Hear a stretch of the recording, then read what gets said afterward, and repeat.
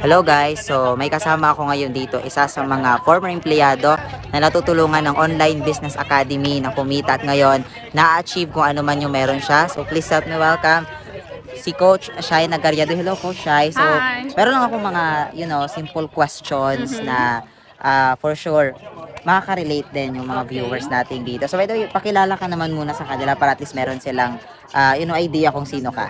Hi everyone, I'm Coach Shai Naigarieto. I came from the remote area of Davao Oriental, no? So from Davao Oriental tayo. So actually, background ko po is ako po isang empleyado. 4 na taon po ako nagtatrabaho pero good news, hindi po ako nakaipon. Yeah, tumataas yung edad natin pero hindi tayo nakakapag-save dahil nakulang yung sahod natin. Coach Shai, given na ginagawa mo na itong Online Business Academy as full-time, nasa magkano na po ba yung kinikita nyo ngayon? Actually, since sineryoso natin sa OBA ngayon, no, full-time natin ginagawa, actually kumita na tayo ng almost 800,000 Wow. pesos in Grabe. a short span of time. Pwede mo ba sila bigyan ng idea, Coach Shai?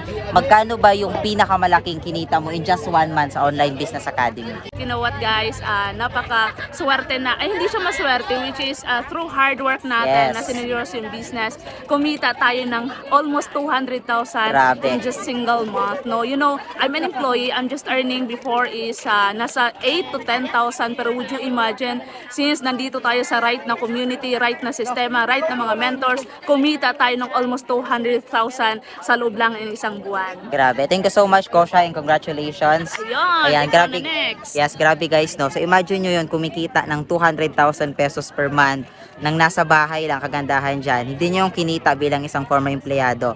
Diba? So kung ikaw ngayon naghahanap ka rin ng additional, source of income, side hustle, greener pasture this 2025, mag-comment ka lang na how para ma-prioritize kita.